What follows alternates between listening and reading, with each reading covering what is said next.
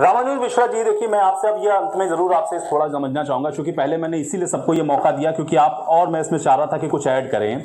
आप कैसे इसको देखेंगे, क्योंकि बच्चों का सिर्फ मोटिव इतना ही नहीं है, वो बच्चे खासतौर से मैं उन ब्राइट स्टूडेंट्स की बात कर रहा हूं कि मैं एग्जाम को पास कर लूं, उसके बाद उनको अपने भविष्य की बड़ी चिंता होती है, करियर उनको अपना बनाना है, इसलिए वो चाहते हैं कि उनका परफॉर्मेंस इतना अच्छा हो और उस कॉन्फिडेंस का वो इस्तेमाल करते हुए आगे भविष्य की जो भी प्रतियोगी परीक्षाएं हैं या आगे उसका जो बेनिफिट है उनको वो मिले सही मायने में। अब इस समय मौका या फिर मौके की नजाकत आप कहिए, इस समय जरूरी था कि चलिए ठीक है इसको हमने रद्द कर दिया, लेकिन इसका इंपैक्ट क्या लॉन्ग टर्म में आपको लग रहा है कि भविष्य में पड़ेगा बच्चों के ऊपर? और अगर ऐसा है तो क्या इसको लेकर के कंसर्न होना पेरेंट्स का जायज है? इसको लेकर के अभी से कोई नीति या कोई रणनीति बनानी बहुत जरूरी है, आपको ऐसा लगता है रामानुज मिश्रा जी? जी, तो देखिए उसमें एक बात हमें सबको समझना पड़ेगा कि जब हम इस समय की बात करें, ये समय असाधारण है। ऐसा नहीं है कि ये सब हमने एग्जाम कैंसिल कर दिया इसलिए क्योंकि कोई समय बहुत ऐसा मतलब यूजुअल जैसा था।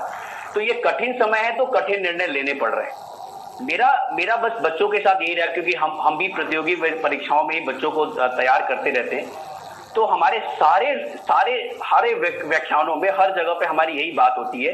कि जो समस्याएं जो हमारे हाथ में नहीं है उसके ऊपर ध्यान न देके हम आगे की बात करें।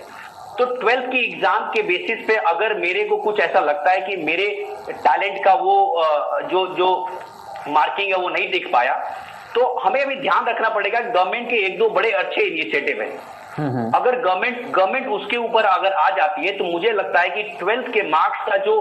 एक बहुत बड़ा चंक है वो हमारा दूर हो जाता है। आप कैसे सोचिए, किसी भी 12th के पास आउट बच्चे को क्या चाहिए? या तो वो इंजीनियरिंग, मेडिकल या लॉ, या वो आईपीए वो मैनेजमेंट की दुनिया में जाए, या वो दिल्ली यूनिवर्सिटी, बीएचयू, अलीगढ़ मुस्लिम यूनिवर्सिटी ऐसे बड़े सेंट्रल यूनिवर्सिटी में जाए। तो बाकी सभी एग्जाम्स के लिए तो हमारे पास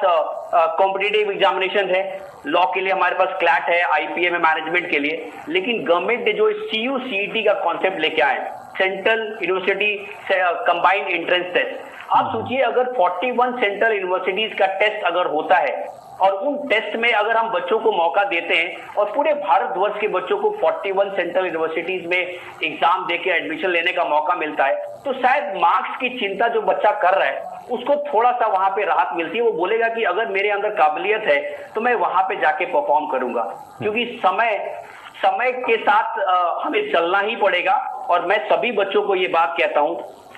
जो व्यक्ति कठिन समय से ये निकल के आएगा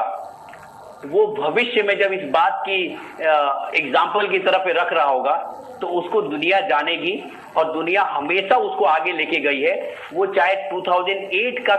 क्राइसिस था, हमें याद है उस समय मैनेजमेंट कॉलेजेस में प्लेसमेंट नहीं होते थे, लेकिन आज वो सारे बच्चे मतलब आज senior VP and CEO level तक भी पहुंचे हैं। तो ये एग्जाम्पल समझ में आता है कि हम अपने बच्चों को उस बात को समझाएं कि कठिन समय को इस तरह से ही हम पार कर सकते हैं, जो सामने है उसकी तरफ बढ़ो, लक्ष्य अभी और भी है, उसके हिसाब से भी हम बहुत की तैयारी कर सकते हैं।